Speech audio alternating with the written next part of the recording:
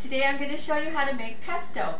And of course the number one ingredient is basil, which I just got from the farmer's market. This is a Thai basil, and I also got some sweet basil, so I kind of mixed it up. The sweet is probably nicer.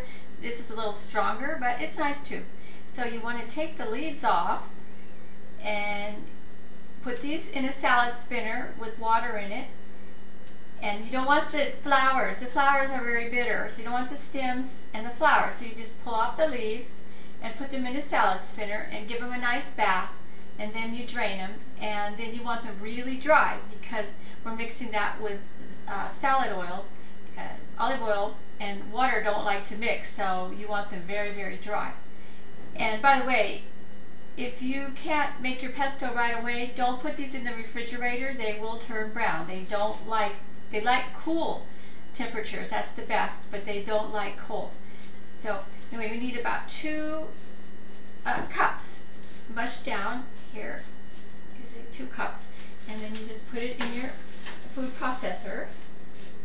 Fits nicely in there. And then you give it a whirl.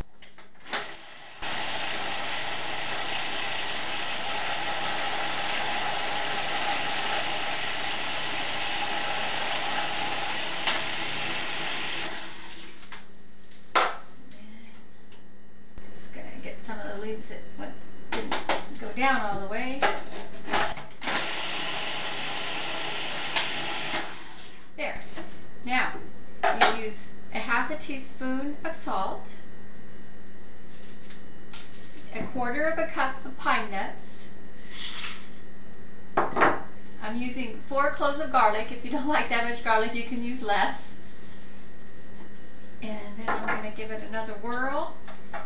And the traditional pesto uses Parmesan cheese. You could use a quarter cup of Parmesan cheese, but I'm making the non-dairy version of this pesto. Still really yummy. So then you give that another whirl, and I'm going to be dumping in a cup of olive oil. I want this to be a little bit runny because I'm going to make ice cubes out of it so that I can have individual portions when basil is no longer in season. So here we go.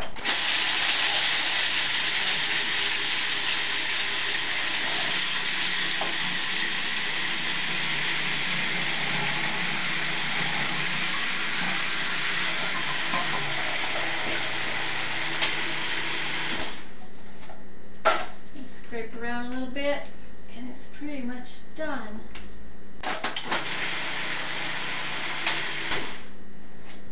And there you have pesto.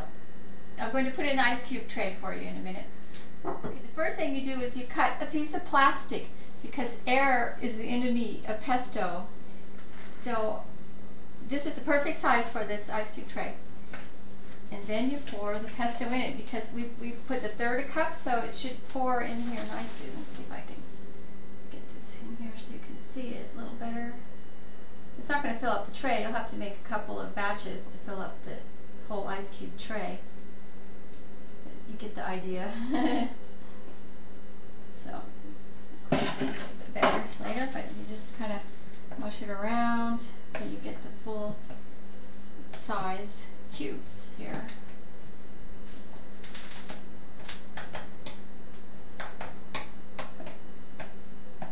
Okay, and then you put this over top of it. And then I'll have to go make some more batches to fill this tray up. But the important thing is to keep the air out of it, right, like that.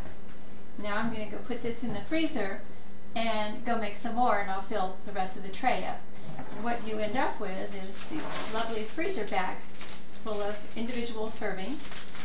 And if you want to use it fresh, then I would use only 1/4 cup of the oil, because what you want to do is keep mushing it down as you use it and fill the top layer with olive oil. You can see how nice and green this is now, because whenever we take some out to use it, you use it in eggs and on top of the gluten-free noodles.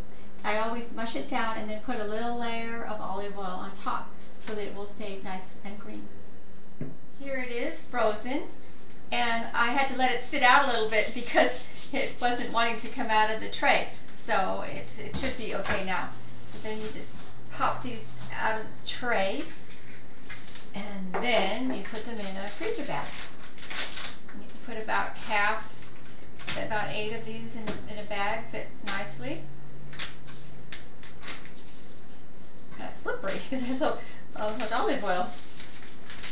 And then you just close the bag, get the air out of the bag, and zip it up. And there you have individual portions of pesto.